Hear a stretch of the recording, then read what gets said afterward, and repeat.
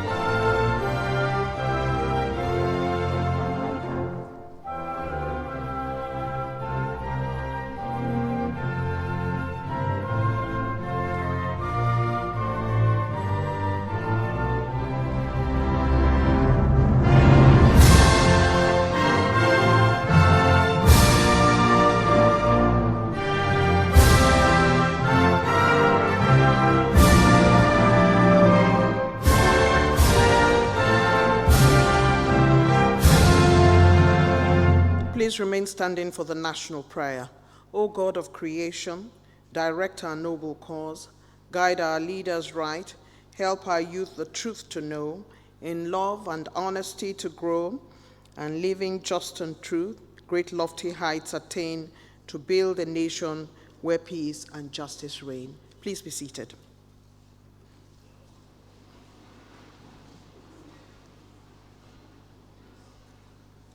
Your Excellency, the Deputy Speaker, House of Representatives, Right Honorable Ben Kalu, Your Excellency, the Governor of Nasarawa State, Engineer Sule,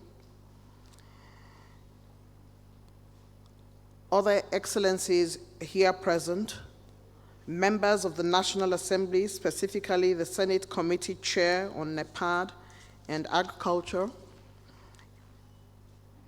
the representative of the Honorable Minister of Agriculture, the Honorable Minister of Youth, who is here with us, the representative of the CEO, Auda NEPAD Continental, the Chairman, Food Systems, AU, Dr. Ibrahim Mayaki, Permanent Secretaries here present, the representative of the Chief of Defense Staff, Brigadier General S.I. Said, Director, Education at Defense Headquarters, heads of government and extra-ministerial departments here present, heads of international organizations and development partners here present, members of the diplomatic corps, esteemed speakers and resource persons, our chief host, the National Coordinator and CEO, Auda NEPAD Nigeria, state coordinators, Auda NEPAD, revered, my lords, spiritual and temporal, distinguished invited guests, ladies and gentlemen.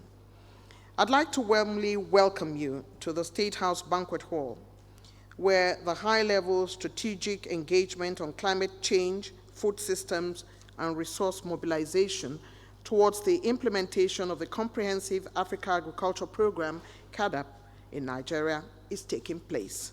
Welcome to Abuja, Nigeria's picturesque capital city. My name is Eugenia Abu. I'm a multimedia strategy expert, broadcaster, media consultant, and writer. I am co-anchoring today's event with my brother, Dr. Emmanuel Abang, the Senior Special Assistant to the National Coordinator and CEO, Auda NEPAD. Hunger seems to some persons like a far-fetched phenomenon. But there are many places around the world, indeed in Africa, where whole families go to bed hungry. And it is not by choice. Global hunger has been on the rise, approximately affecting 821 million people in 2018.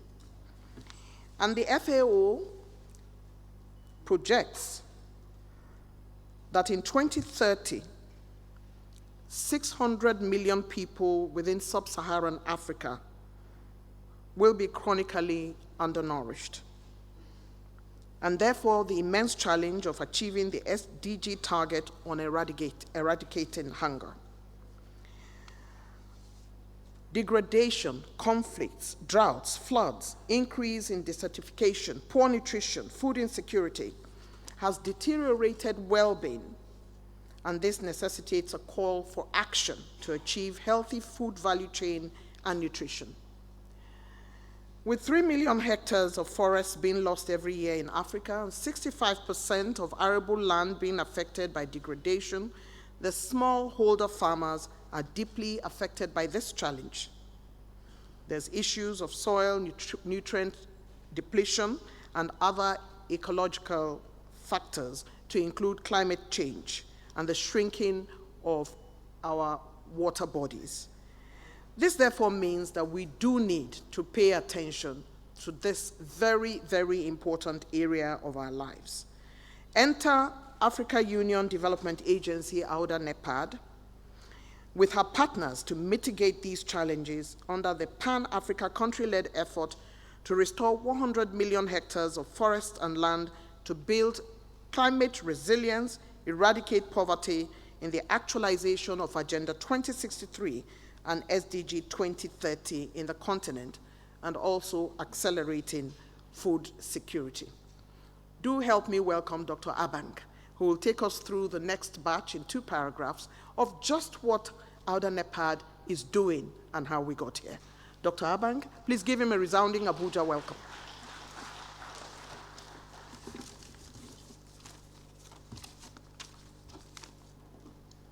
Thank you very much, my sister and co-presenter. I want to stand on the existing protocols, on all the dignitaries that have been here, and those we are expecting.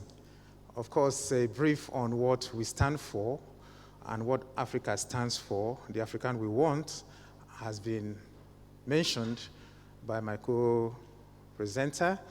And of course, we are quite aware of a lot of issues that the agency has taken on, especially in the past 6.5 years, 7 years to be precise, on issues on climate change, food security, of course, economic empowerment, development, women issues, gender issues. Now we are talking about food security, and then that delves into the issue of smallholder farmers, which of course we are aware of the present situation in Nigeria and world at large in terms of hunger, nutrition, and all that.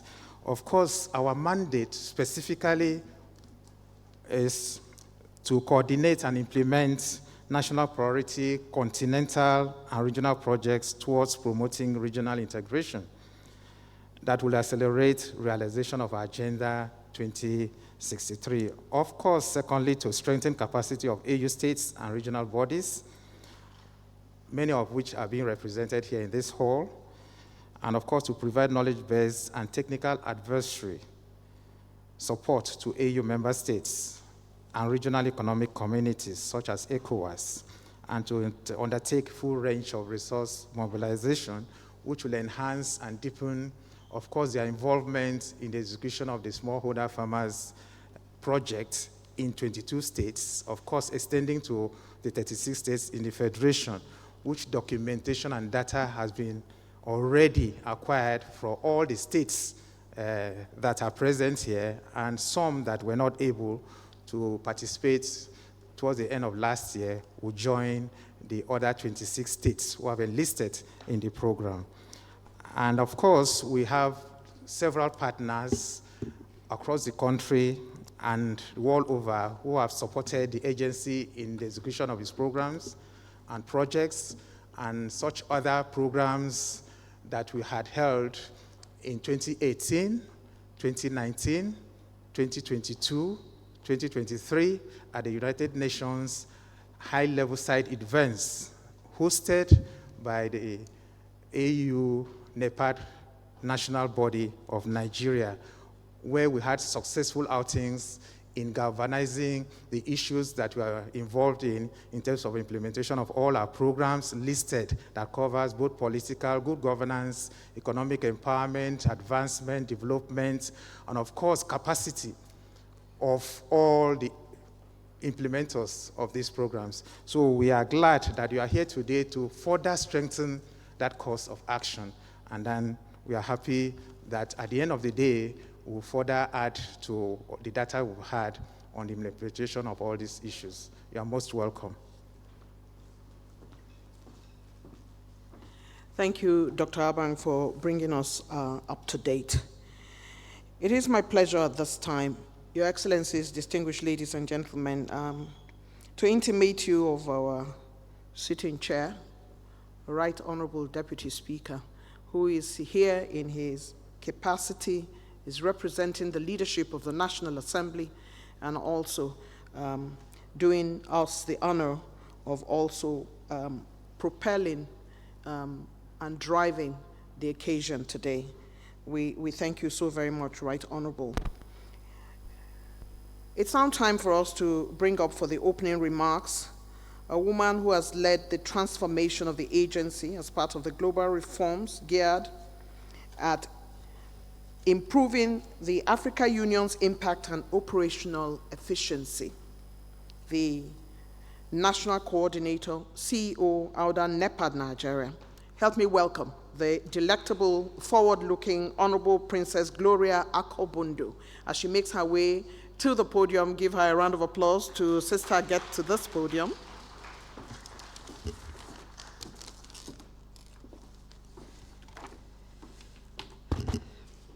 Thank you very much, my dear sister. What a day, the day the Lord God of Elijah has made.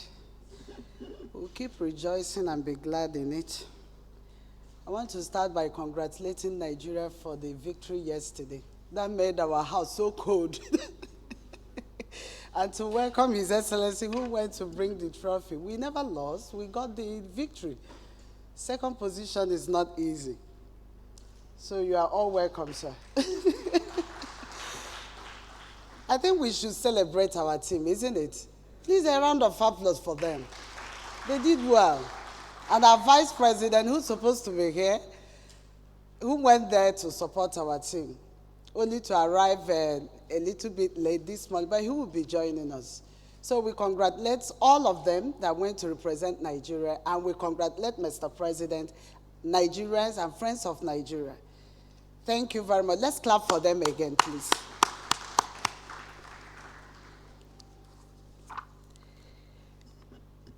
Your Excellencies, the Deputy Speaker of the House of Representatives, Right Honorable Ben Kalu, Your Excellency, the Executive Governor of Nasarawa State, our ever-standing partner in this project, Engineer Abdullah Sule. Very pleased to have you, sir. Once again, congratulations for your overwhelming victory at the past election. Your Excellency, Dr. Ibrahim Mayaki, former CEO, African Union Development Agency, Continental, and now the chairman and envoy of Food System, African Union Food System envoy to United Nations. He is also co-chairing this event with the Honorable Minister of Agriculture of Nigeria. The Honorable Minister of Youth, my dear sister, Dr. Jamila Bio Ibrahim. My able chairman, Senator Daura. Heads of security agencies here, members of diplomatic corps, heads of anti-corruption agencies, heads of agencies, development partners here, honorable commissioners, representative of governors, representative of honorable ministers, very respected, distinguished ladies and gentlemen, gentlemen of the press. A very warm welcome and good to have you here. I am greatly delighted to be here today and much more delighted to welcome all of us to African Union Development Agency NEPAD high-level strategic engagement with our development partners, critical stakeholders, leaders of the Federal Republic of Nigeria, our development partners, friends of Nigeria, I respectfully welcome this representative of the Secretary to the Government of the Federation. He will also join us shortly.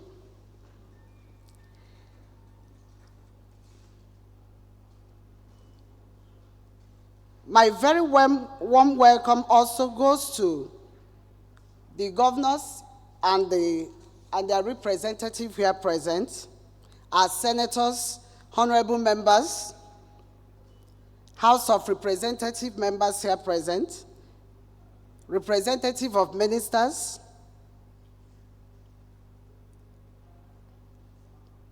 members of the diplomatic corps. Most importantly, I welcome the AU Special Envoy for Food Systems and immediate past CEO of African Union Development Agency, Dr. Ibrahim Asane Mayaki, members of delegation from ALDA NEPAD Continental, members of diplomatic community, and every one of you who has honored our invitation. Thank you for making time for us, and thank you for being here. We appreciate you so much. Thank you all for your commitment to ensuring food security and a safe environment for Nigeria. Distinguished personality here present, the focus of our engagement at this gathering is climate change, food systems, and resource mobilization. Nigeria and Africa are at a critical juncture regarding food security. An urgent, concerted, and sustainable action is imperative for averting disaster. According to the United Nations, Africa is currently facing its worst food crisis ever, with more than 1 in 5 Africans, a record of 278 million people facing hunger. On February 8, 2023, the heads of the FAO, IMF, World Bank Group, the World Food Programme, and the World Trade Organization, WTO, issued third joint statement calling for the prevention of a worsening food and nutrition security crisis. And on the 13th of July, 2023, President Bola Ahmed Tinubu, President of the Federal Republic of Nigeria, declared a state of emergency on food security in Nigeria and issued the immediate action towards averting a catastrophe in Nigeria. We at African Union Development Agency, NEPAD, Nigeria, have long stood at the forefront of the charge for facilitating resilient food system in Nigeria. In the face of the food crisis on the continent, today's event is a follow-up to our numerous outdoor engagement with development partners on capacity building and resource mobilization for smallholder farmers, particularly our most recent engagement at the COP28 side event on attracting large-scale investments to accelerating forest landscape and ecosystem restoration for increased agriculture and food security in Africa. Our innovative strengthening of smallholder farmers and productive land restoration project, which we initiated in 2020, has so far secured the involvement of various state governments in the country and abroad, and awarded over 45,000 smallholder farmers towards more resilient and sustainable food production in the country. And it has also chartered a clear path to driving food security in Nigeria on this effort alone. We have, however, come to recognize that the key to actualizing our objective for food security in the country lie in facilitating the sufficient scale of financial and technical resources, as well as engaging key stakeholders like all of us here, from within and outside the country, for constructing vital public-private partnerships. We have therefore convened this high-level engagement meeting with the overarching objectives to mobilize resources and support required for agricultural investments and strengthen measures for inclusive agricultural productivity, boost nutrition, and improve biodiversity while recognizing and addressing the unique challenges faced by the smallholder farmers for accelerated food security. 2, to explore the unique challenges and opportunities related to land and forest, as well as ecosystem restoration and food systems, mainly for smallholder farmers in Nigeria and Africa at large. And number 3, serve as a platform for dialogue, knowledge sharing, and collaborative decision with key partners, development partners, investors, with the aim of catalyzing sustainable investment and partnerships. Importantly, also, we aim to, through the current and future dimensions of these projects, identify and harness the opportunities for synergy that exist between the fact of Nigeria's over 70% population of young people who are mostly brimming with energy and talent, but largely unengaged, and the labor possibilities within the country's food value chain as to ensure sustainable food security. As such, we aspire to demonstrate that agriculture in Africa as not merely a means of livelihood, but also a highly vibrant and profitable investment landscape, and in so doing build economic progress and food security and secure the future of millions of young Nigerians and Africa at large. It is our earnest hope that with the involvement of all our respected distinguished participants here today, our respected guests, our vision for Nigeria and Africa at large will come to fruition. Your Excellencies, very respected participants, together we need to ensure that food is available and affordable for all by supporting the smallholder farmers project through large-scale investment on forest landscape and ecosystem restoration, as well as the provision of farm inputs, as well as protecting post-harvest loss. I therefore most respectfully call on our development partners, private sectors, friends of Nigeria, the diplomatic community, and indeed every one of us here today to rise to this occasion. Let us arise and support our smallholder farmers. The best time for the support could have been yesterday, but today is not too late. Tomorrow could be. Let us join hands. Journey together in sustaining life, healthy environment, healthy living, while giving hope to the future generations and future unborn. Thank you, Your Excellencies, for making time to be here, and I wish we deliberate and get the success of this gathering. Thank you, and God bless us.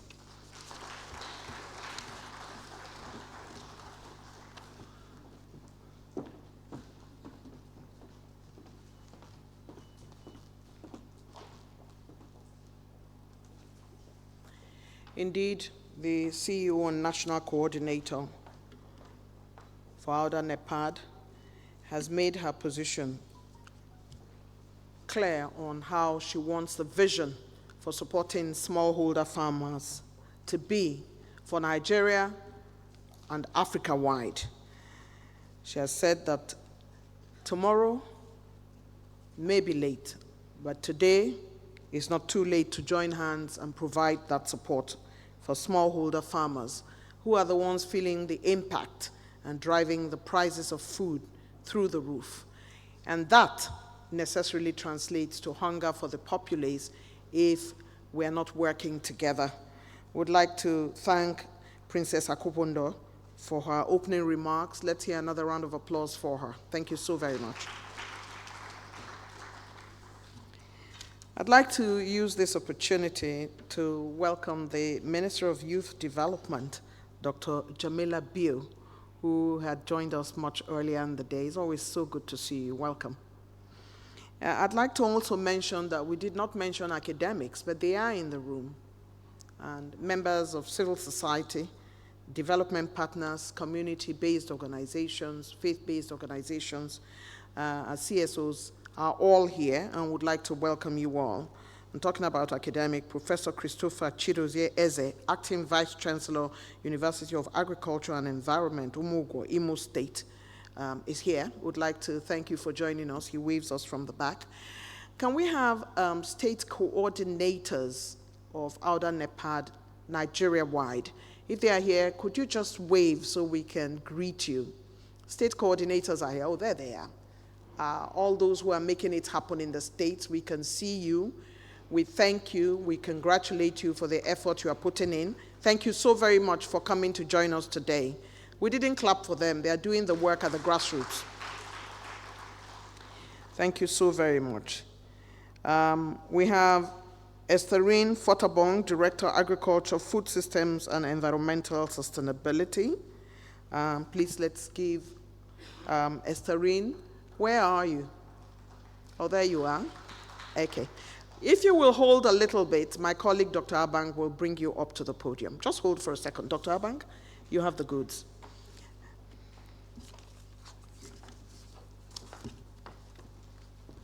Thank you very much. I think we should give our National Coordinator, Chief Executive Officer of AUDA NEPAD Nigeria, Princess Gloria Akabondo, another round of applause for that brilliant speech.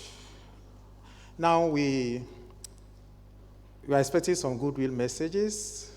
One from the CEO, AUDA NEPAD Continental, who is unavoidably absent, but a powerful delegation from South Africa is here. Representing her is Esther Fortabong. She's the Director of Agriculture, Food Systems and Environmental Sustainability in AU NEPAD Continental Office. I have the singular pleasure of inviting her to present her goodwill message. On behalf of Ms. Thomas Bakele, the CEO, AUDA NEPAD Continental South Africa.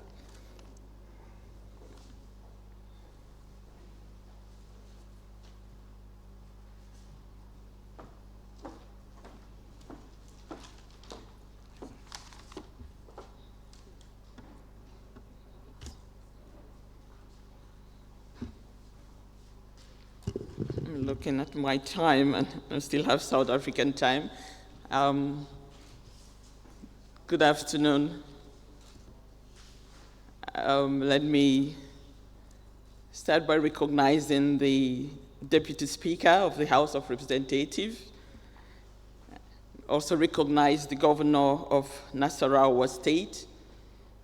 Let me recognize my sister, the Honorable Minister of Youth, who has been a collaborator of AUD and NEPAD for a very long time. And of course, let me recognize my very dear sister, the CEO of NEPAD, AUD and NEPAD Nigeria, Princess Gloria Akabondo, an able champion for development in the continent. And of course, let me recognize all the other important dignitaries who are here present. My message will be short. Just to say we are indeed truly honored to be here at this very important high-level engagement with Your Excellencies and all the other important stakeholders here who are here present today in this very beautiful city of Abuja. As always, the warmth and hospitality of the Nigerian people is a source of pride and joy for me as an African. Your Excellencies, distinguished colleagues, food and nutrition security is the most pressing challenge of our time. As we speak, more than 250 million Africans are hungry. This, of course, is unacceptable. Our heads of states have prioritized the mission to change this picture, and your presence here today is a clear demonstration of the will of the Nigerian people to tackle this huge challenge front and center. We greatly appreciate Nigeria's leadership on this agenda and the excellent collaboration we have with AUD and NEPAD Nigeria and the Ministry of Agriculture through the various programs that we are implementing in the country. Your Excellencies, we are still emerging from the devastation of COVID pandemic and the ongoing conflicts that are happening across the world, in particular the Ukraine-Russian war. These major shocks have devastated our fragile food system, leading to food shortages and rising prices. A deepening climate crisis also threatens food production, natural ecosystems, key infrastructure, and the lives and health of millions of our people. Of course, our current investment in adaptation, as well as in the food system value chain, are still short of what is required to win the fight against hunger.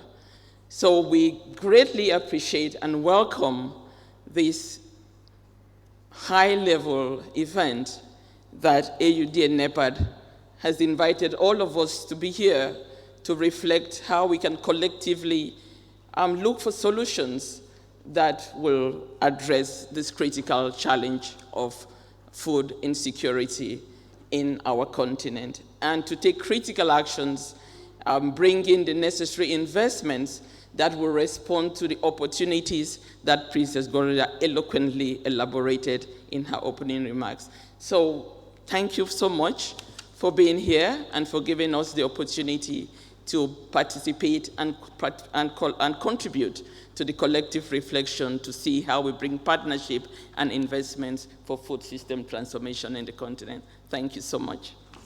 Thank you. Any of the staircase is fine. You can use any of the staircase.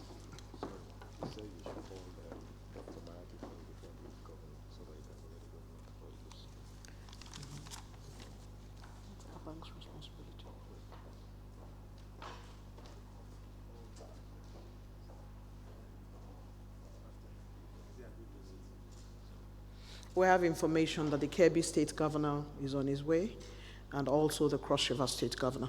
However, I believe that Dr. Abang has the next set of information, and we are aware that my brother, Engineer Abdullahi Sule, His Excellency Governor of Nasarawa State, has state matters that are calling his name. But I believe that we will fast-track him to speak shortly, but that is after Abang has some information. Thank you. Thank you very much. We go to the next. We invite Dr. Ibrahim Mayaki, AU Chairman on Food Systems, to come to the podium, most respectfully, to present his keynote address for us. Ambassador Mayaki, you are most welcome, sir.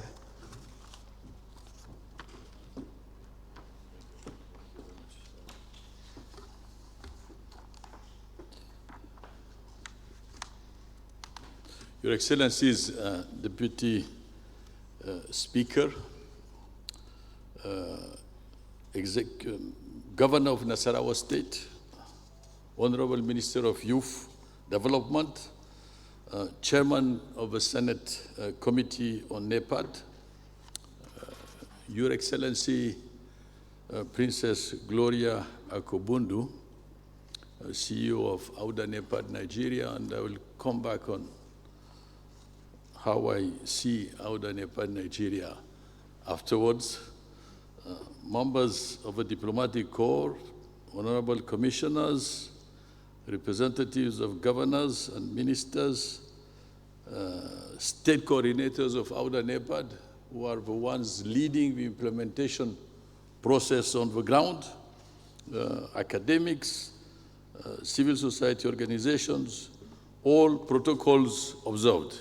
I'm really very much pleased and honored to be here today on such a critical issue regarding agriculture, food systems, and its interactions with climate issues.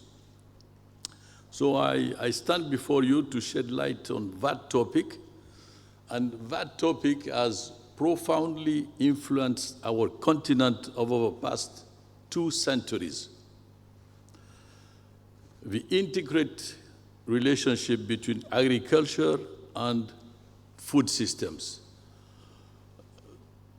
The expression food systems is a relatively new one in the professional domain, but it has been used by academics for a long time in order to pinpoint the fact that when we look at agriculture, we shouldn't see it as just a sector, but as a multi-sectoral dimension.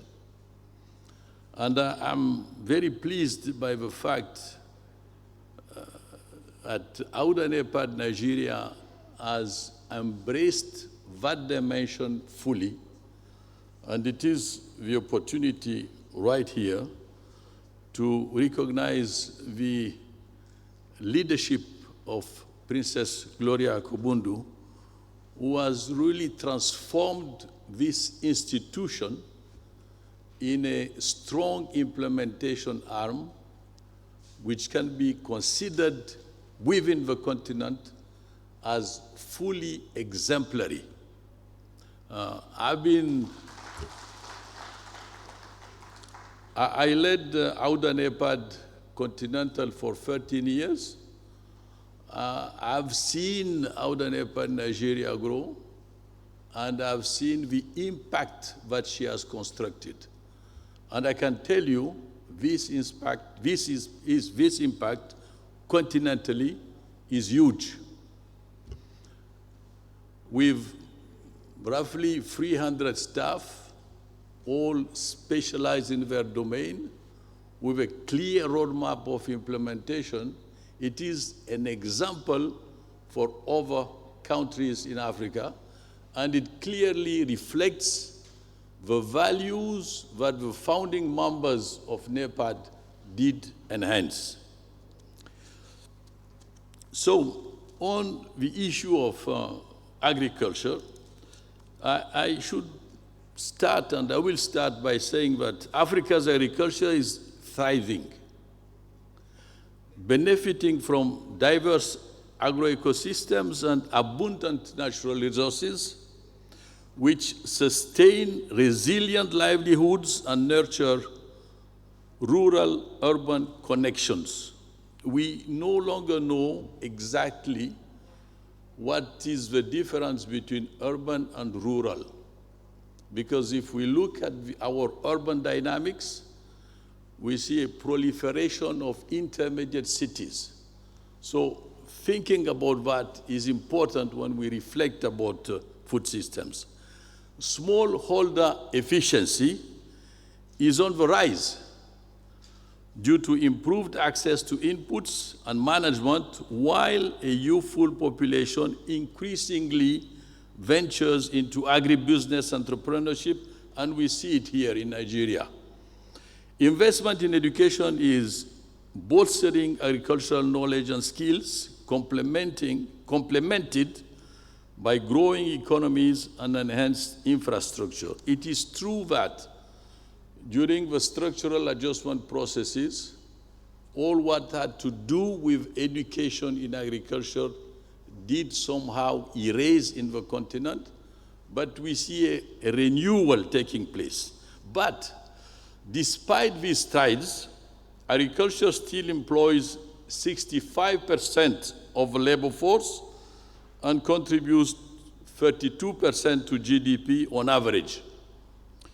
And although sustainable growth has been observed since 2000, with GDP averaging between 3.6 and 4%, hunger and food insecurity still persist strongly, and we heard the numbers. But if we look at the history of CAADP, we can see that by 2023, 50 of 55 African Union member states initiated the CAADP process. 40 countries signed CAADP compacts. 28 developed national agricultural investment plans and food security investment plans by opening to the private sector. 15 countries received resources from the Global Agriculture and Food Security Program. 9 countries met the CAADP requirement of investing 10% of their national budgets in agriculture. And in that sense, Nigeria is going in the right direction. And we are now in the implementation of the second round of national agricultural investment plans, which have served as crucial management tools for monitoring and directing agricultural investment plans over the past decade. And we have 3 regional economic communities that have developed and signed regional compacts and launched regional agriculture investment plans. These accomplishments are the outcome of robust partnerships fostered through CAADP, paving the way for continued progress in Africa's agricultural development. And my role as the African Union Special Envoy on Food Systems is to make sure that we do better. In West Africa, agriculture serves as a cornerstone of economic activity, providing livelihoods for millions of people and contributing significantly to the region's GDP. With diverse agroecological zones and fertile soils, West Africa boasts a rich agricultural heritage producing staple crops such as rice, maize, millet, cassava. However, the sector faces challenges including limited access to modern inputs, inadequate infrastructure, and vulnerability to climate change. Despite these challenges, there are promising initiatives aimed at promoting agricultural development in the region, including regional cooperation frameworks such as the Economic Community of West African States Agricultural Policy, ECOWAP, which seeks to enhance food security, promote agricultural trade, and strengthen resilience to climate shocks. In Nigeria, agriculture is a vital sector employing a significant portion of the population and contributing significantly to the country's GDP. And Nigeria is endowed with vast agricultural resources, including fertile land and a favorable climate, yet the sector is hindered by challenges such as low productivity, post-harvest losses, and limited access to finance and markets. The Nigerian government has embarked on various agricultural transformation programs aimed at modernizing the sector, enhancing productivity, and promoting value addition. Initiatives such as the Anchor Borrowers Program and the Presidential Fertilizer Initiative, have been implemented to support smallholder farmers, improve access to inputs, and stimulate agricultural growth. Additionally, there is increasing private sector investment in agribusiness ventures driven by the potential for profit and the growing demand for food and agricultural products in the domestic and regional markets. Despite these efforts, there is still much work to be done to fully unleash the potential of agriculture in Nigeria and West Africa, including investments in infrastructure, technology, capacity building, and policy reforms to create an enabling environment for agricultural development. What we call the multifaceted revolution within Africa's food systems entails nuanced and comprehensive changes. However, realizing its potential encounters three immediate challenges. Existing frameworks struggle to capture the complex interactions within food systems, necessitating policy integration across various levels and emphasizing territorial approaches for sustainable development. And territorial approaches are extremely important. And this is why the configuration of the mapping of implementation of AUDA NEPAD Nigeria is extremely important in its in enhancing the objectives within the CAADP processes. So to tackle these challenges and align with Agenda 2063 and the CAADP post-Malabo agenda, a holistic framework is imperative.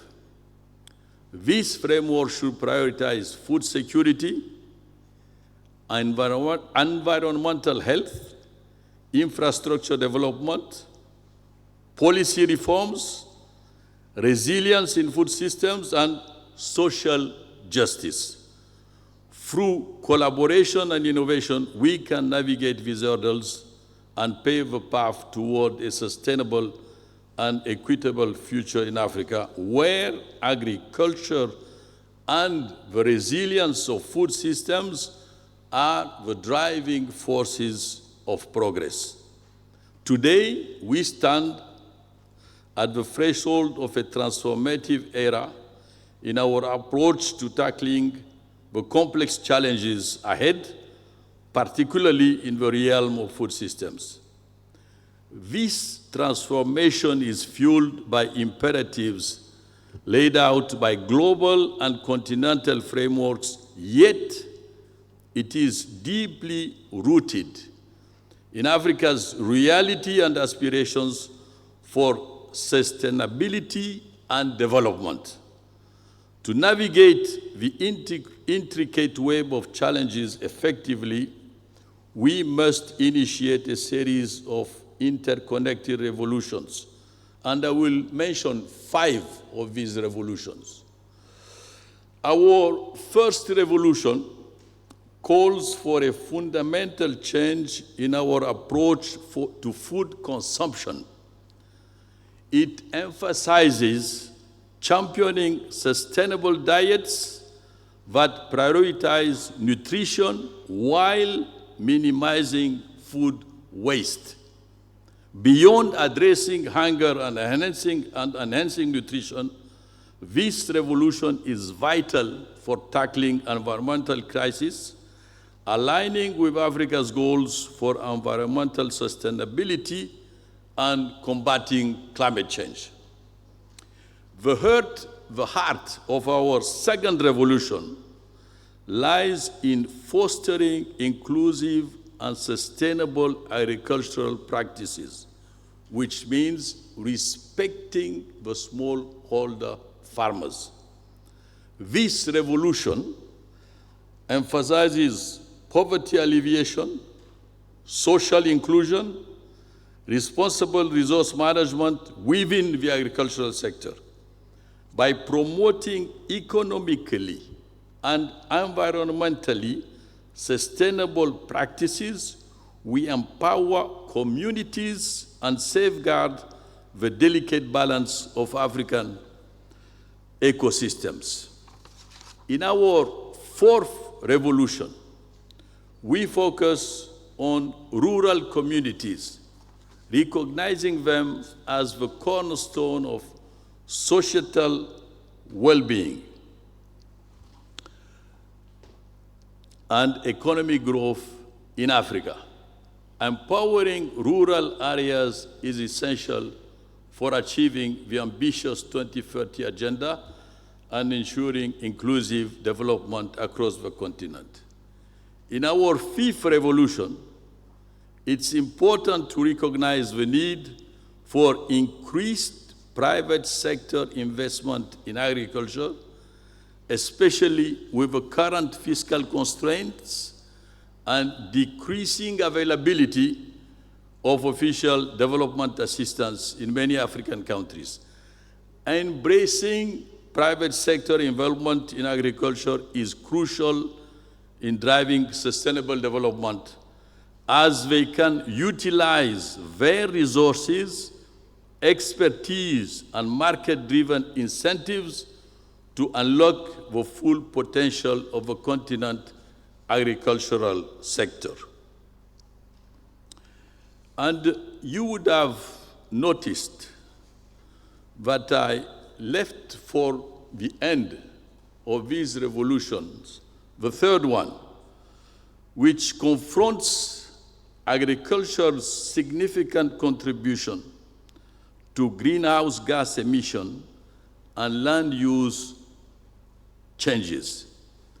This calls for a totally transformative change of farming practices and food systems guided by sustainability principles. This transformation, which is critical, has the potential to reduce emissions, enhance carbon capture, and bolster resilience to climate change. These 5 revolutions underscore the urgent need for a profound overhaul of Africa's food systems. To align them with African development frameworks like CAADP and post-Malabo discussions, we must acknowledge that incremental changes are insufficient. Success requires a journey of exploration and innovation grounded in intellectual rigor and substantial investment as we seek new strategies to address the evolving challenges of our continent. And this is the opportunity here to highlight the importance of academics and the importance of research. The link between policy design and implementation and research is fundamental in this continent. We sometimes, and even quite often, neglect the dimension of research, and it is very important that we do not look at the academics as a separate core, but as a critical entity being part of the design processes regarding our agricultural policies. It is imperative that we set objectives that carefully consider the delicate balance between advancing social justice and fostering economic prosperity. In a continent, ours, where inequalities persist and economic growth is essential for lifting millions out of poverty, we must ensure that our actions prioritize the well-being of all citizens while fostering sustainable economic development. Africa's resilience is truly remarkable. and it comes from its diverse biological, cultural, social fabric. We cannot apply a one-size-fits-all approach to Africa's unique challenges and opportunities. Instead, we must embrace the continent's diverse societies and ecosystems and come up with tailored solutions for each area. And this is why we are promoting at the level of the African Union an approach which is focused on what we call food baskets. This approach focuses on relevant crops and commodities in each ecological region and can help strengthen traditional crop production. Additionally, establishing robust links between production and consumption areas through infrastructure development is critical. Infrastructure development and trade are the two sisters of agricultural improvement. It is not feasible to increase agricultural productivity and agricultural production if we do not take seriously infrastructural issues and trade issues. So by addressing these factors, Africa can improve its food security, increase resilience, and develop a sustainable and adaptable food system.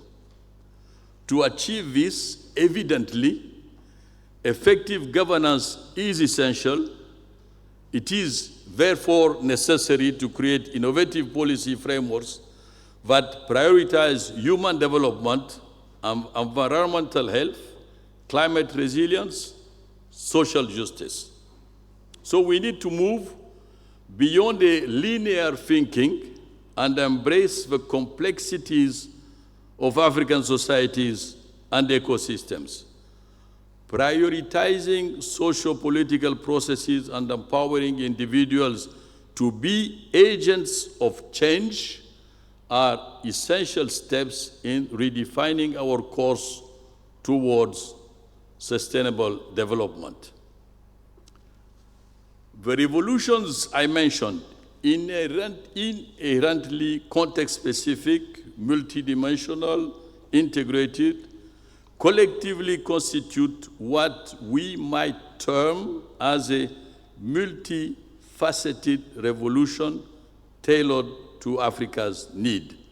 Yet, their successful implementation hinges on our ability to address immediate challenges and, firstly, existing frameworks, which often fail to capture the intricate interactions within Africa's diverse food systems.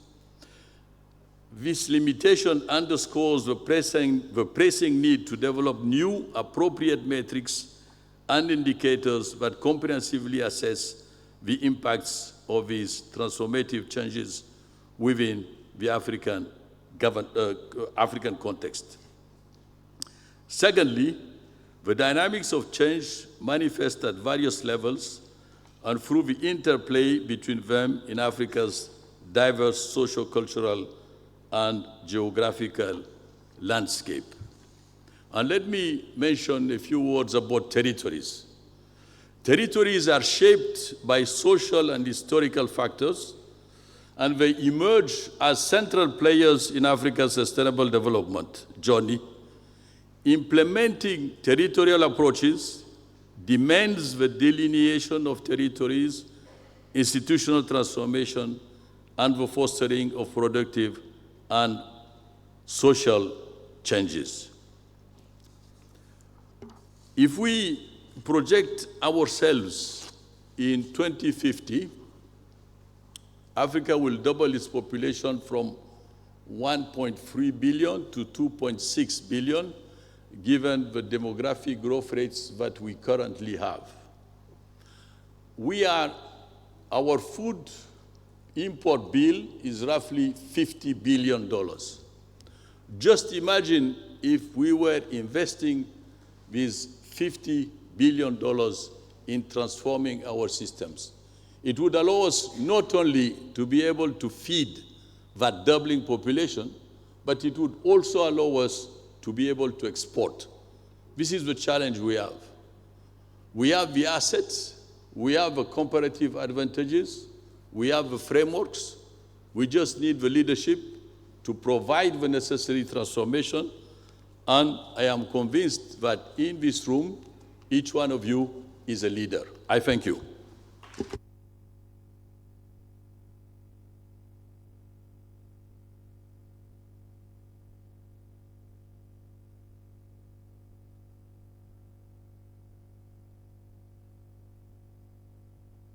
Mr. Chair, Right Honorable Deputy Speaker of the House of Representatives, Excellencies, distinguished ladies and gentlemen, you just listened to the keynote delivered by Dr. Ibrahim Mayaki, AU Chairman on food system. Dr. Mayaki is the former Prime Minister of Niger, 1997 to 2000.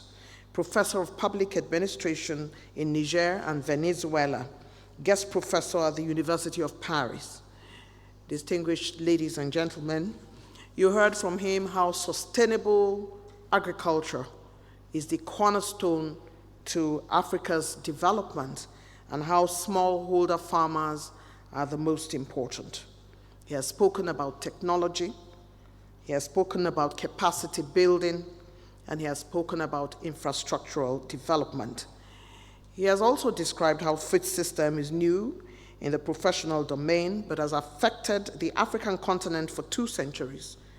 He says we should reflect on the values for funding, for development, and climate change, and has talked about how he has held this position for developing agriculture in NEPAD and food systems for almost 30 years.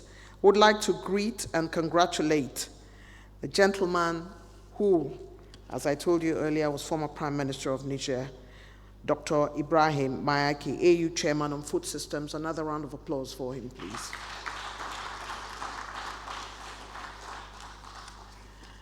If you travel, as I do often, to Bingham University, which is in Nasarawa State, where I teach international broadcasting to young students, you would have encountered a bespoke public transport system where the Nasarawa State Governor has ensured that things are going well in his state. You would also recall that if you travel through Kefi and those parts of Nasarawa State all the way to Lafia, you would know that is a home to most farmers. You would also know that that is where they produce some of the finest yams in the country. It's time now to welcome my brother and friend, His Excellency Engineer Abdullahi A. Sule, Governor of Nasarawa State.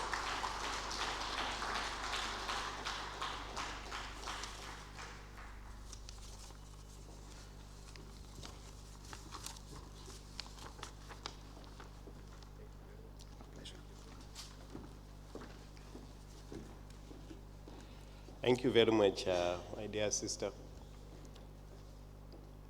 His Excellency, the Right Honorable Deputy Speaker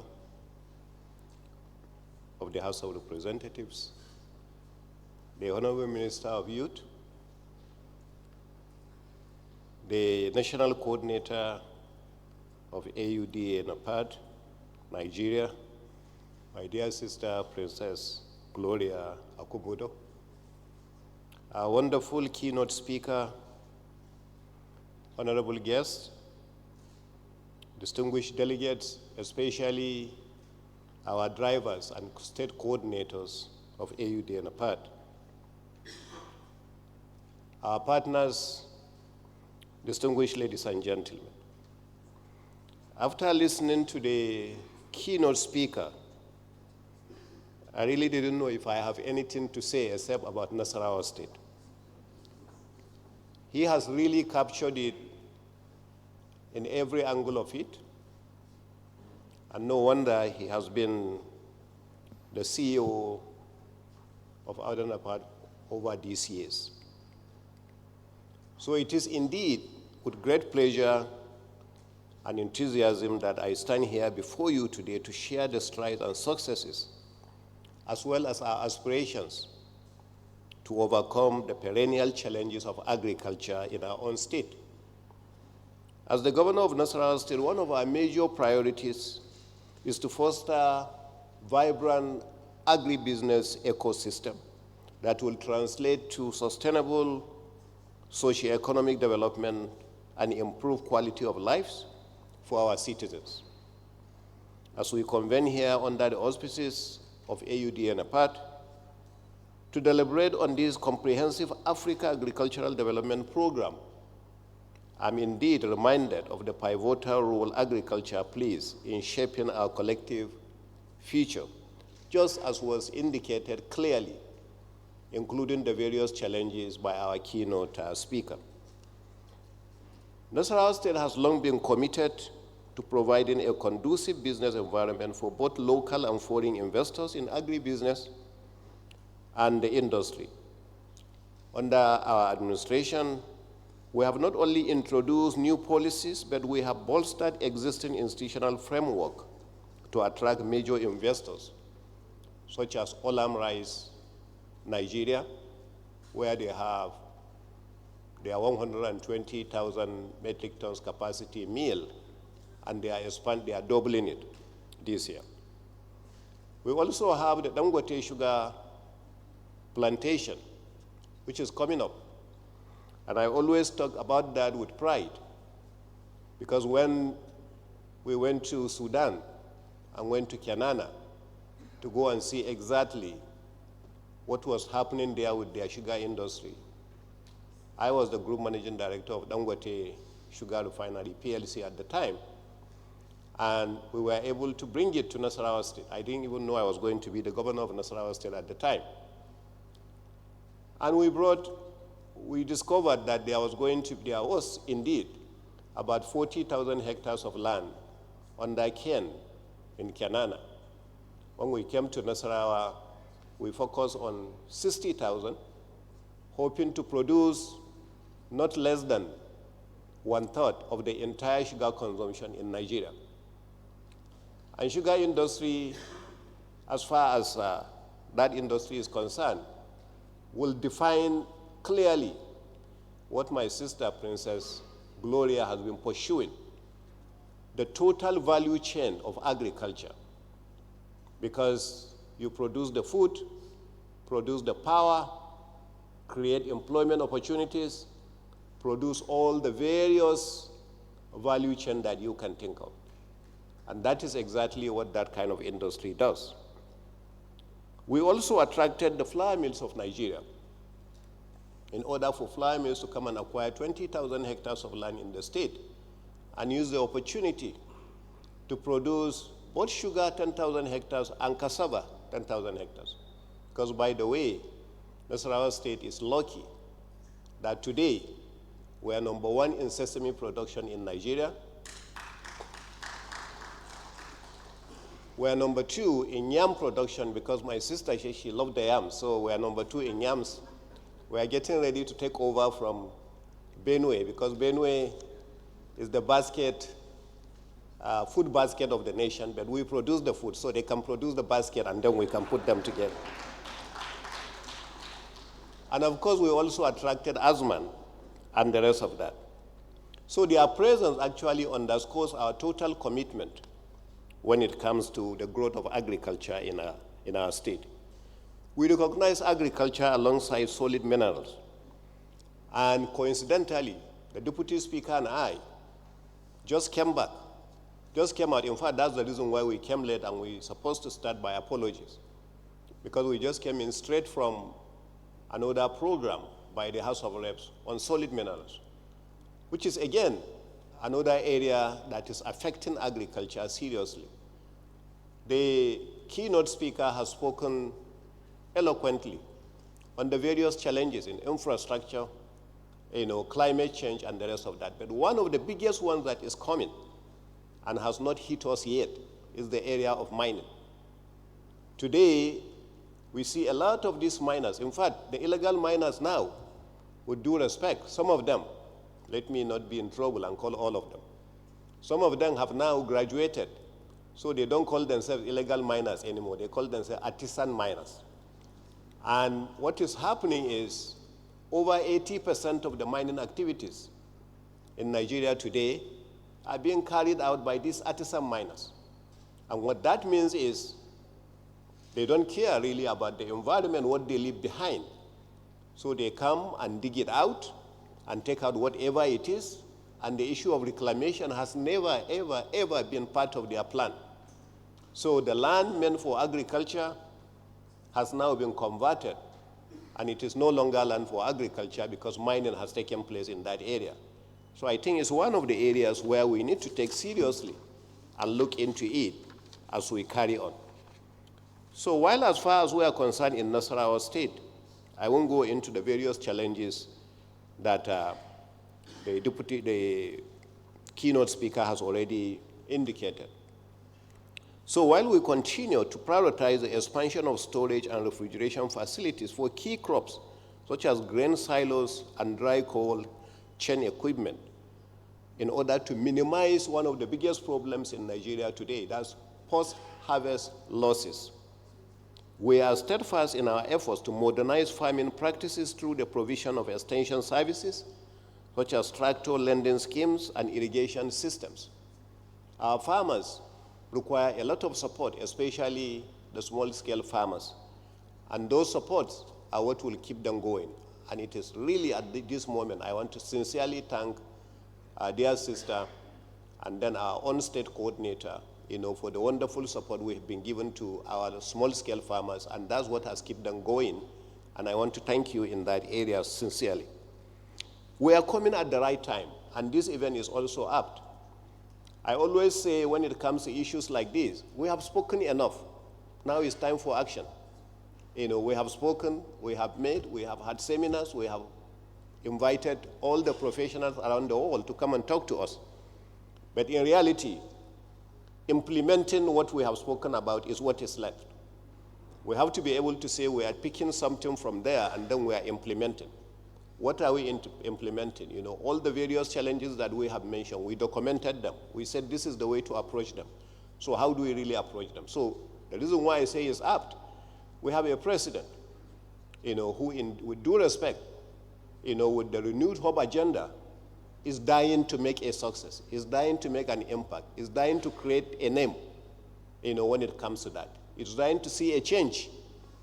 So when we have a president that is willing to do that, then we have to take off together to see how do we approach that and make it possible.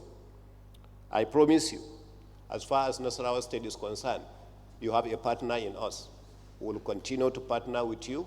We will continue to work with you. And by the grace of God, we will succeed. Thank you very much, and God bless you.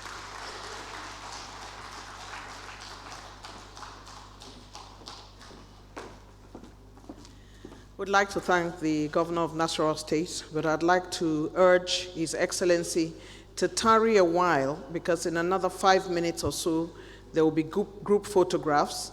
And although I know he needs to go, I'd like to appeal that he just tarries for 5 minutes so we can take the group photograph. Your Excellency, there will be group photographs before you go. Would appreciate if you just tarry a while. Thank you very much. And he has spoken, as always, he has spoken well about how they are the #1 sesame production state in the country, and then spoke about the fact that he is attracting partners for his state, and that the president is in the forefront of trying to get us all to be galvanized in agriculture, and the rest of us must therefore make ourselves available to make this possible.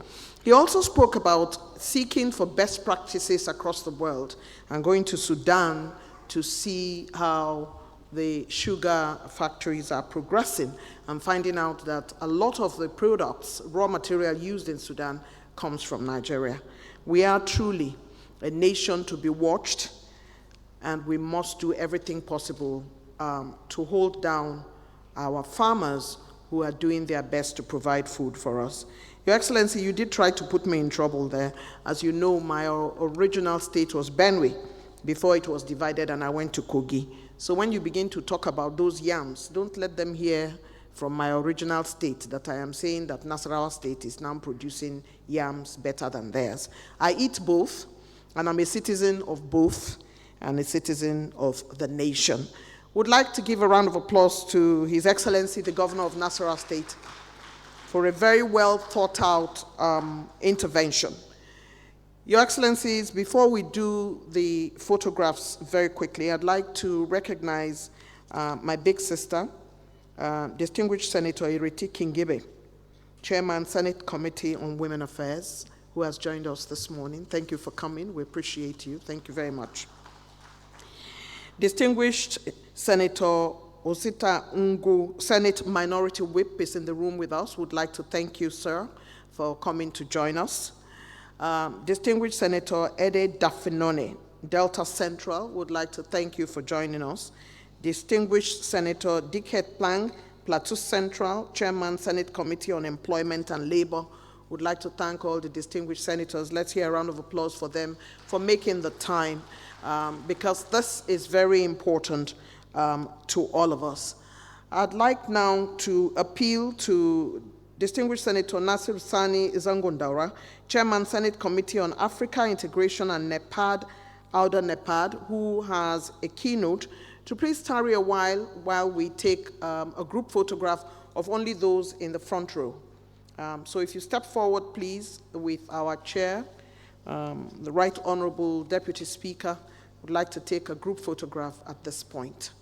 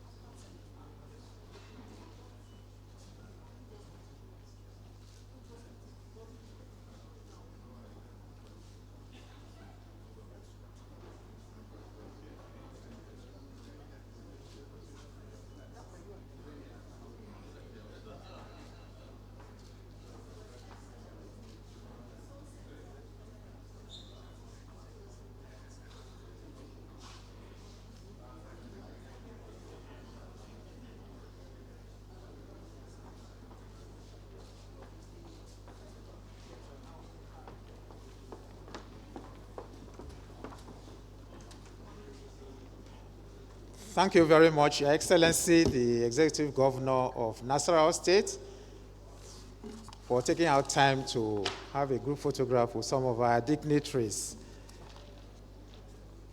It's an honor and privilege again to invite the Chairman, Senate Committee on African Integration and NEPAD, Senator Nasiru Daura, to please come to the podium to present his keynote address.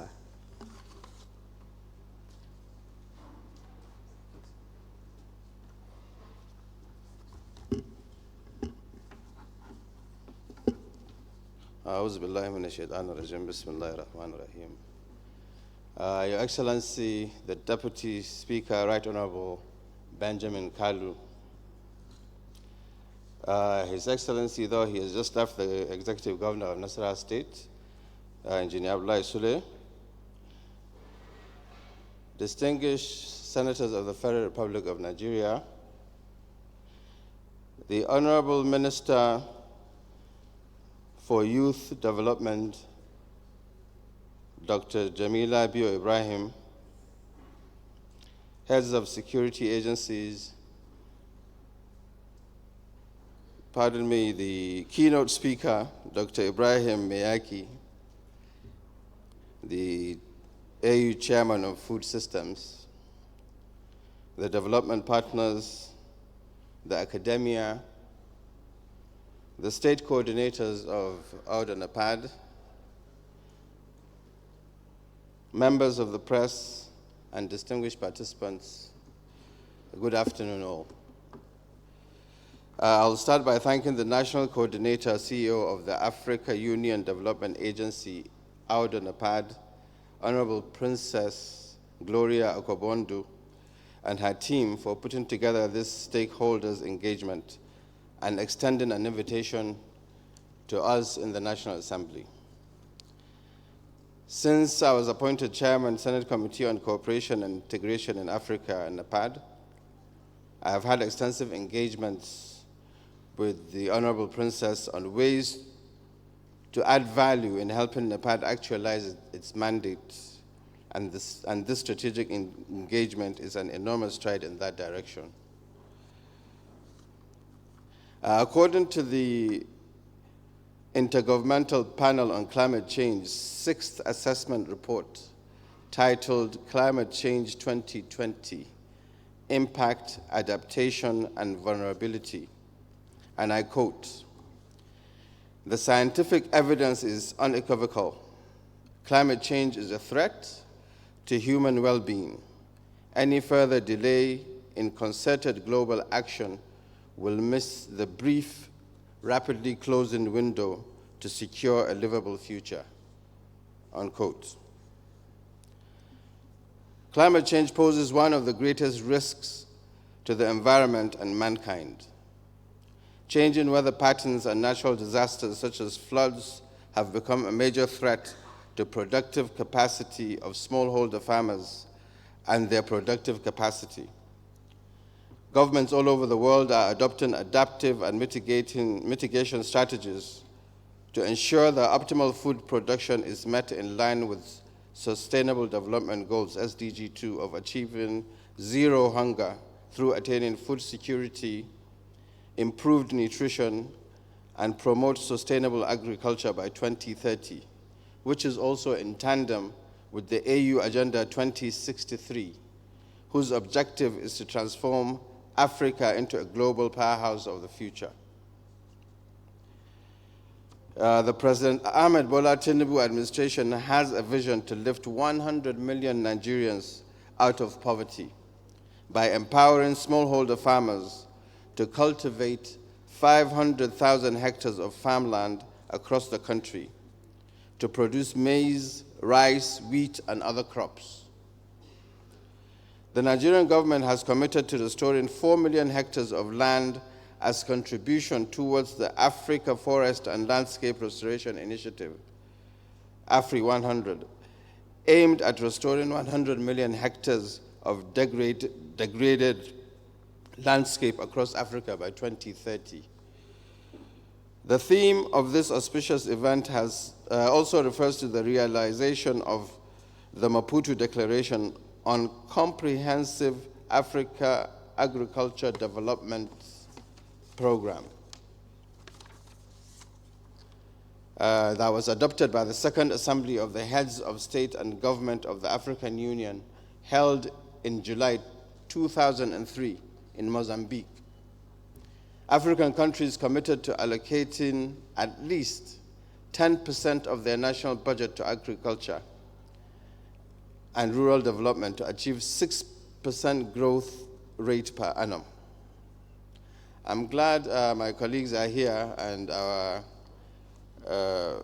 presiding officer is also here, because as it is, the 10th National Assembly recently passed a budget of 28.77 trillion naira, of which agriculture was allocated 362 billion, representing a measly 1.32% of the total budget, falling way below the 10% threshold of the Maputo Declaration. Smallholder farming is a major source of food supply and employment in Africa, which predominantly contributes to the production of cash and food crops for consumption and source of income for these households by selling their excess production. These farmers are faced with a myriad of problems like floods and degradation of the environment, resulting in reduced productive capacity, which is a major challenge for smallholder farmers. AUDA NAPAD also provides a nexus between food systems, natural resource, and renewable energy through strategic interventions in 4 key thematic areas of agriculture, food security, environment, and renewable energy, which are relevant to climate change, food systems, and resource mobilization. Private sector participation has also resulted in the creation of partnerships such as the Grand Africa Country Agribusiness Partnership Framework, CAADP, whose objective is to optimize agricultural value chains with investments in the cassava industry sector in Nigeria. AUDA NAPAD is currently collaborating with 22 out of the 36 states in Nigeria on a diverse and wide variety of initiatives such as afforestation and reforestation, which are key elements in restoring the natural ecosystem. Nigeria is currently grappling with high food inflation, which is taking a toll on the lives of the common man. Major drivers of these high food prices include climate change, insecurity, and the removal of fuel subsidy. With regard to climate change factors, flooding, drought, and irregular rain patterns have made smallholder farming difficult and vulnerable to incurring losses when harvests are made.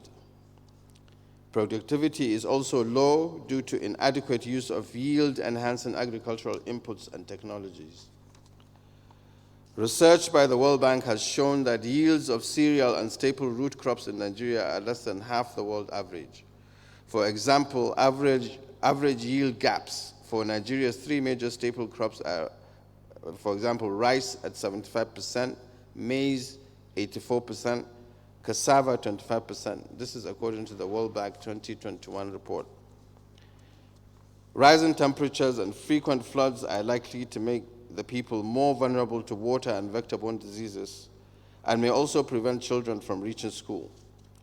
These factors, coupled with high incidence of poverty and heavy reliance on agriculture, increases vulnerability to climate change with adverse negative impact on human capital development. The 2019 Climate Risk Index published by German Watch Organization classified Nigeria as a high-risk country and one of the most vulnerable in the world. Climate finance approaches offer a wide array of financing instruments such as green bonds for environmentally sustainable management of living natural resources and land use, climate change adaptation, and terrestrial aquatic biodiversity. To further elaborate on the innovative financing mechanisms that could be adopted, there are also social bonds which are innovative financing tools for financing projects such as marine spatial planning and marine scientific research, which are key elements in exploring terrestrial aquatic opportunities of the marine and blue economy, especially in the coastal areas of Nigeria, which provide income-generating activities in fisheries and aquaculture. There's also the finance, which provides financing for projects in the brown sector, excuse me, such as carbon-intensive industries where immediate transition to green solutions may not be feasible, and a transition pathway is needed. These include carbon capture and carbon storage, which are both applicable in sustainable land use management. Smallholder farmers could benefit from several innovative technologies, such as the use of generative artificial intelligence, by providing robust data analytics on predictive weather trends that are likely to impact the farming season. The government could also provide few single-digit loans with long moratorium periods for the farmers to recoup their investments.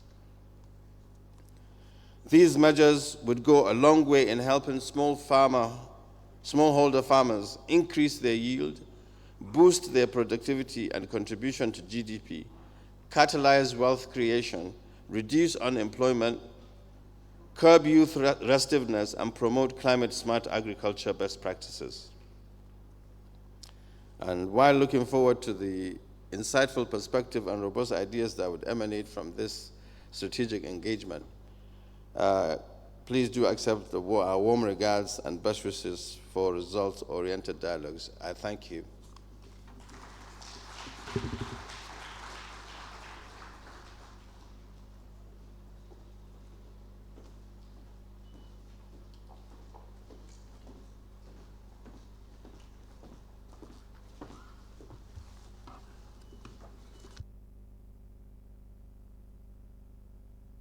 Your Excellencies, distinguished ladies and gentlemen, indeed it is clear that the Chair, Senate Committee on Africa Integration and NEPAD knows his onions.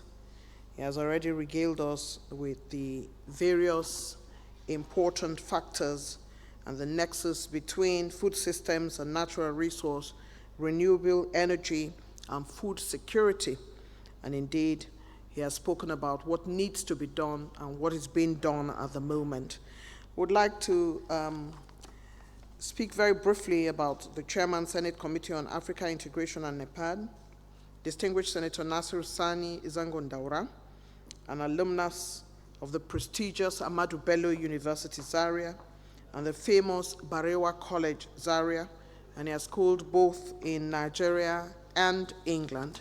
The former House Committee Chair on Interior, who understands the dynamics of a complex nation like Nigeria, has served on various committees, including Health, FRSC, and the Army. I'd like to thank him very much for showing his legislative interests, which include education, agriculture, poverty alleviation, and rural development. Let's give another round of applause to the distinguished senator. Thank you very much.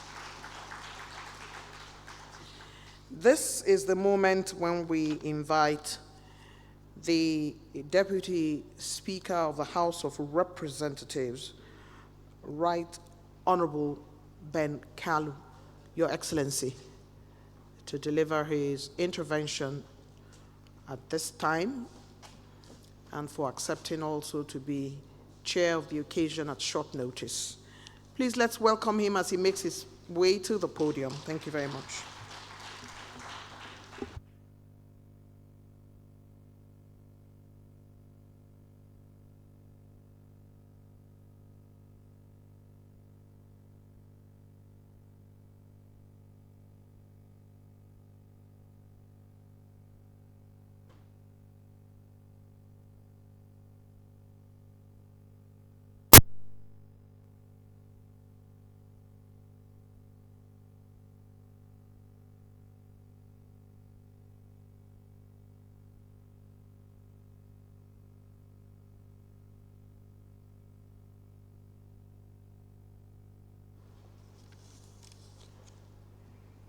The representative of various state governors here present, the Chairman, Senate Committee on NEPAD, the keynote speaker, and the national coordinator, please allow me to stand on the existing protocol. That includes the Minister of Youth, because the protocol has been well established. For the want of time, permit me to give my intervention without going through the protocols again. Good afternoon. With great pleasure, I convey the cordial regards of the Speaker of the House of Representatives, my friend and brother, Tajuddin Abbas, PhD, who went to Abidjan and also came in this morning. Like have been said here severally, this should not be a moment where our heart is filled with sadness. It should be a thing of joy that the CAF Cup, remain in West Africa.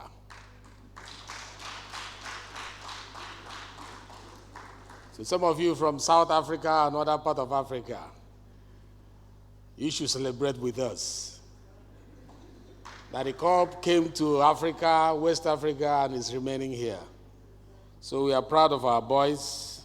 The intimidation I saw in that stadium, even the best Man U team or Chelsea will not survive it. The field was orange, and I'm sure the boys were not seeing the white color of the ball. They were seeing it as orange color. So we celebrate them, and we also know that the presidency showed a lot of interest.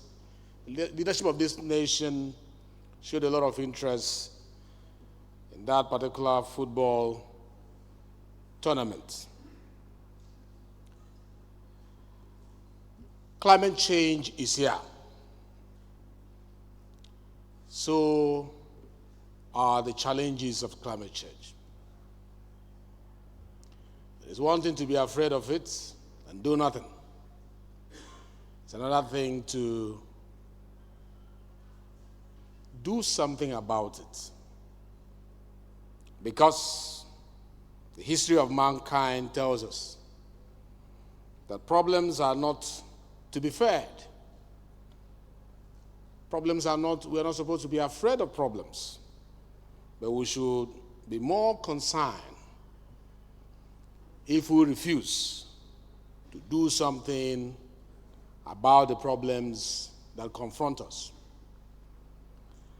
After all, it was the words of the great Franklin Roosevelt that said, and which has inspired us time and again, the only thing we have to fear is fear itself. So let's not be afraid about the challenges that comes with climate change. May I remind us that when COVID struck as a pandemic, we were afraid, but we bottled up, but we are united, and we confronted it. And today, it is a thing of the past, because both regional level, continental level, global level, we came together.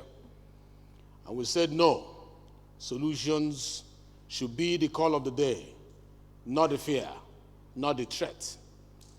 Again, climate change is here. We will, through regional integration policies, continental integration policies, embrace solutions that will help us survive and succeed, especially when it comes to food security. I must celebrate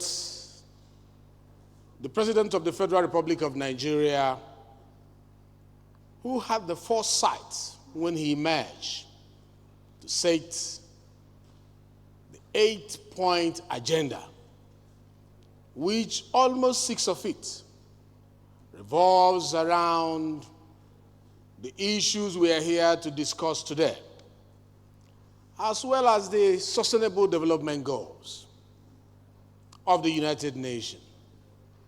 Beautiful foresight from Mr. President.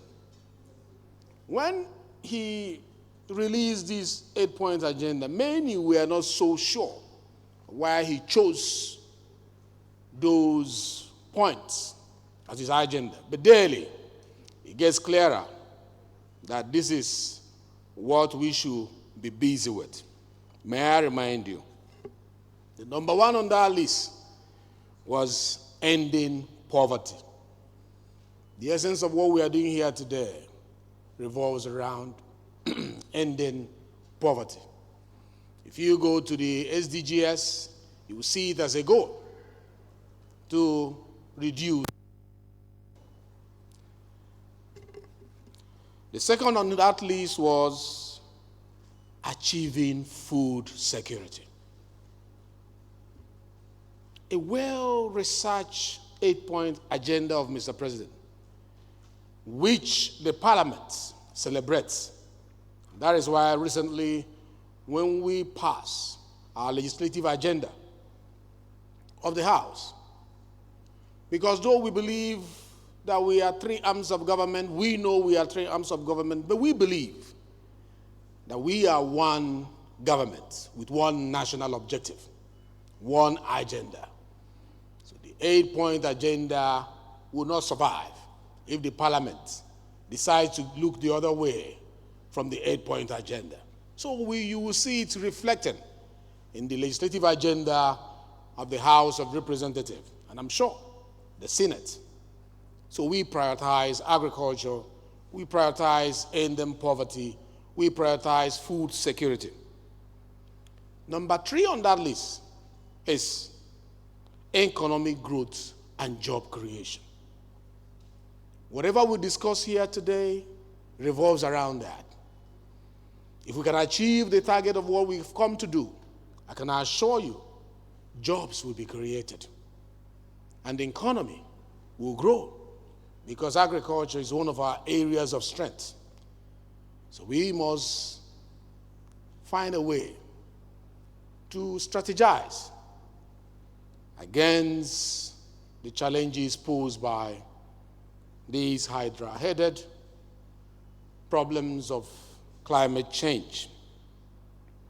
Number 4 on that list is, access to capital across segments of society, which I know agriculture and smallholder farmers happen to be segments of the society. And if you talk about number 6, which has to do with inclusivity, smallholder farmers struggling on their own, they are not feeling included. So you see, everything, major part of that 8-point agenda revolves around the target and the mandate of what we've come to do. But the final one there, which is number 6 of the agenda, is security. Let me inform the House that a hungry man is an angry man. A hungry man is an angry man. Most of the problems that we are having in pockets across various regions, geo-economic regions of this country, is a result of hunger. And that is a fact. I come from southeastern region of the country. And I've seen challenges where people are frustrated and they take up arms to do one vice or the other. If you trace it, frustration and lack of food security and hunger happen to be one of them. And that was why recently my office initiated what we call Peace in Southeast Project.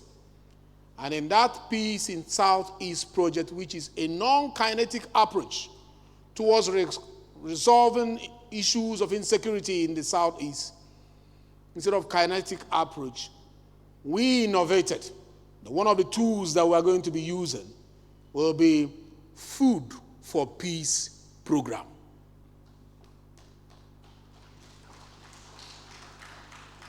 You'll be shocked that we did not depend on government alone. It was launched on the 29th of December last year. Private sector participated and partnered with us to provide food. But beyond handing over food, the idea of Food for Peace program is to build a regional food processing and packaging center, or if you like, skill-up center, that will bring in these disgruntled, radicalized, if you may use that word, members of the society from the region and involve them in food processing, food packaging, food distribution. The ripple effect of that is that food security will be guaranteed, economy will grow, insecurity will be reduced in the face of this. This is not a time for all this. There will be a forum to have a deep diving on issues that I just mentioned. But permit me to also mention that while sitting there, I saw in the packet, or on the packet of the cola and the sweets in front of me, written on the other side of it, the mandate of NEPAD, AUDA, NEPAD. I like the first one.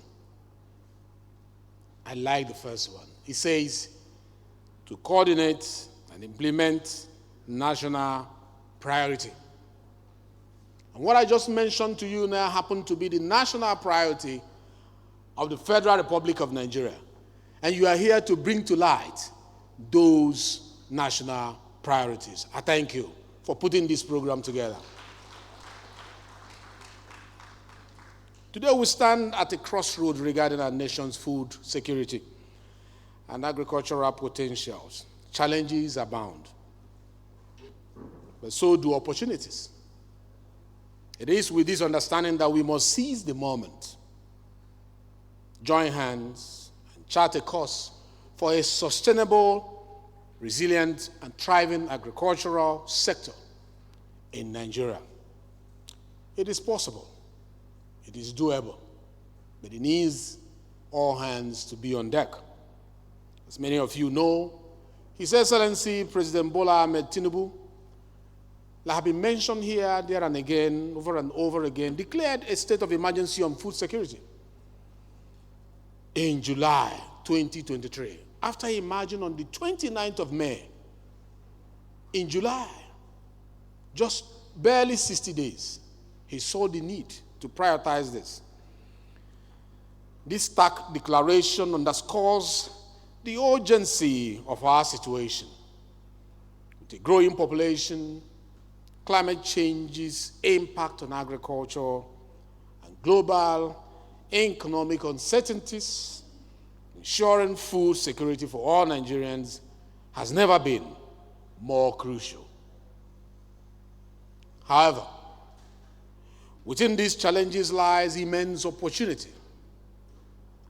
The African Union Development Agency,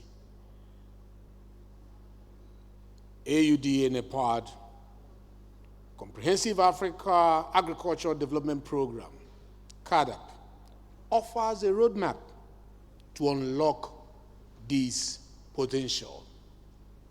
This program will focus on building resilient food system, resource mobilization, and climate change mitigation strategies aligns perfectly with our national aspirations, just like I mentioned not too long ago. Our farmers, who are the backbones of our nation's food production, face immense challenges, from limited access to modern tools and financing to crumbling infrastructure. Their potential often remain untapped.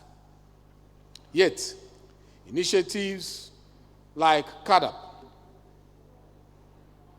offer a beacon of hope. By empowering these heroes with the knowledge, with the resources, and market connections that they deserve, we together can build a food system that thrives, come red, come shine. Come climate change challenges, come overcoming them. We will build a system that will drive food insecurity away. But resources alone won't cut it. We need a collective effort, a hand in hand between governments, businesses, and communities. Let us create an environment that welcomes private investment, one that prioritizes responsible practices and ensures every naira counts. We must explore innovative financing, tapping into new ideas like blended finance and crowd financing or crowdfunding to unlock the potential that lies dormant. We must be innovative. Climate change casts a long shadow over our fields. It's time to embrace smart solutions. For example, drought-resistant crops. We should go for them. Water-saving techniques. We should go for them. Sustainable land management isn't just a buzzword. It is the key to ensuring our food security remains unshakable, even in the face of changing climate. And let's not forget the harvest itself. Post-harvest destruction has been a major issue in our country. Food storage facilities lie in great disrepair, and processing infrastructure is woefully inadequate, if not absent. The era of exporting our primary agricultural produce outside the country has not done us well. It is high time we chose making them secondary products through value addition processes to earn more for the Federal Republic of Nigeria. I know we can do this. Time for the processing plants to come into place. By investing in these crucial areas, we can not only reduce the heartbreaking waste that plagues our nation, but also create jobs and inject much needed growth into our economy, which is what the president is seeking, which is what he reflected in his 8-point agenda, which is what is your number one on your mandate list, to prioritize on your scale of preference what we as national leaders have prioritized. Food security occupies number 2. Creation of jobs, as I mentioned, is among those list of priorities. This high-level strategic engagement is a critical step towards translating these aspirations into actions. To some, it sounds like dreams, but to some of us, they are visions. We are believers in vision, and we believe that visions do become missions, especially when NEPAD and AU is championing it. And I'm happy to announce that I'll be leading the National Assembly in the Pan-African Parliament. So you can be rest assured. You can be rest assured that we will, through legislative interventions, but at the continental level and at the national level, provide the necessary legislative tools that will make this not just a wishful thinking, mere aspiration, but action-based interventions. I urge all stakeholders, government officials, private sector leaders, farmers, civil society organizations, and development partners to actively engage in this process, because we need it. We need you to deep dive as you have gathered. We need what you have up there in your beautiful mind and beautiful brain to help our nation, Nigeria. Let us share our expertise. Let us collaborate on solutions. Let us collectively work towards achieving the following goals. Number one, increase food production by at least 25% within the next 5 years. Let me repeat. This is our own target. As you deliberate, this is our hunger. That you increase food production by at least 25% within the next 5 years. That you partner with us, number two, to create 10 million new jobs in the agricultural sector by the year 2030. Believe me, it is doable. And I can count on your expertise. I know I can. I know the nation can count on what you have to offer.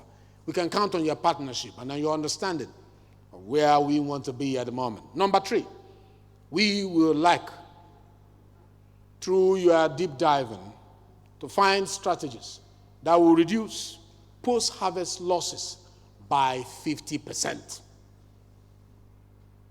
Post-harvest losses by 50%. Number four, please. The environment is very dear to us. We are not in doubt about the challenges of climate change. We know the negative impacts. And so, let your fourth target be to achieve a net zero emission in the agricultural sector for Nigeria by year 2050. These are our expectations as we engage, as we partners. These goals are ambitious as they sound, and I'm sure most of you may be thinking like that, but they are achievable if we have unwavering commitment and collaborative action by building resilient food systems, mobilizing resources effectively, and implementing effective climate change mitigation strategies. We can transform Nigeria's agricultural sector into an engine of economic growth, food security, and environmental sustainability. Let us seize this opportunity. Let us turn these challenges into opportunities. Let us work together to build a brighter future for all Nigerians. Thank you, God bless you, and God bless the Federal Republic of Nigeria.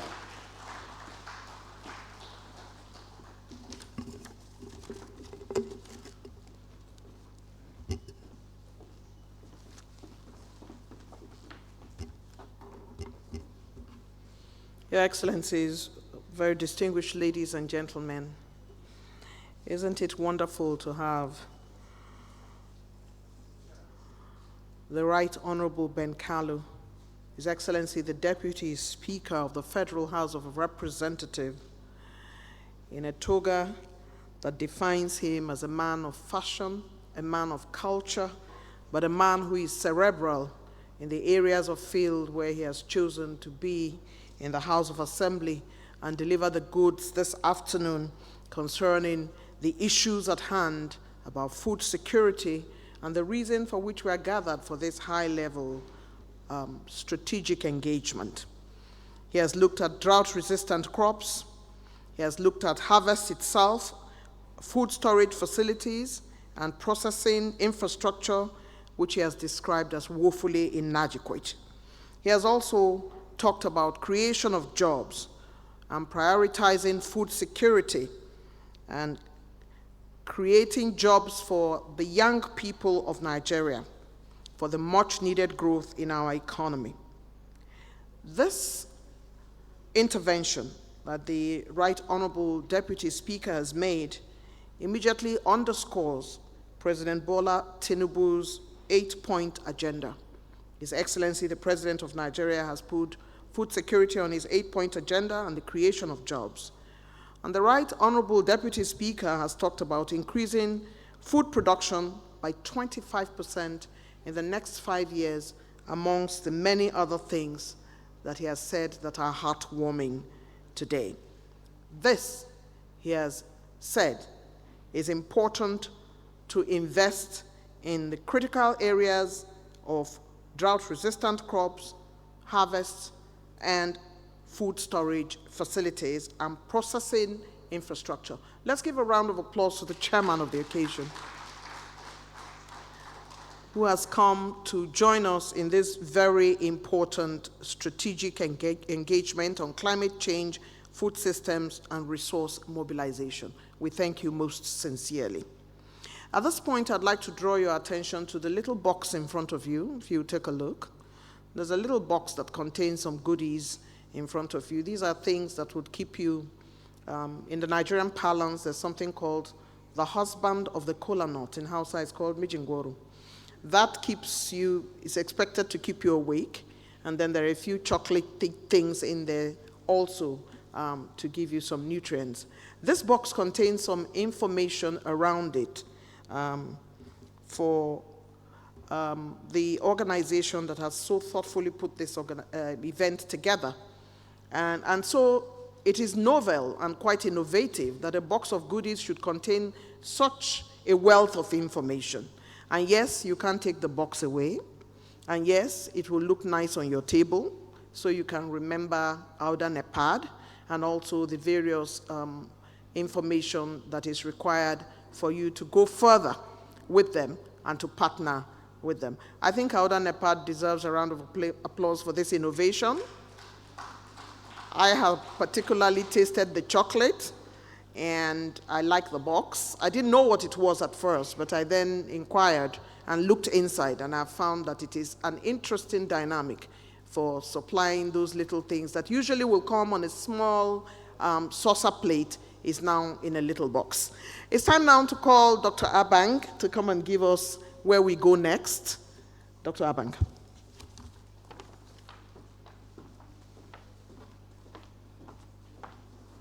Thank you very much, my co-presenter. Well, all works and no play. They said Jack could be a dull boy sometimes. Well, we've come this far. I have the opinion of doctors that you don't sit more than 2 hours at a spot. Otherwise, you might be issues when you stand up, or cumulatively, you have health issues. So every 1-2 hours, you sit up, you walk around, and sit back. So that's exactly what we are going to do now, the doctor's advice. We have to take a step, walk around, but this time towards the tea break. Just have 10 minutes of networking, and then we come back to continue with the business of the day. Thank you so very much. 10 minutes, tea break at the back of where you are seated. While those VIPs, senators, please remain on your seat, while the rest of us will go to the back for the tea break.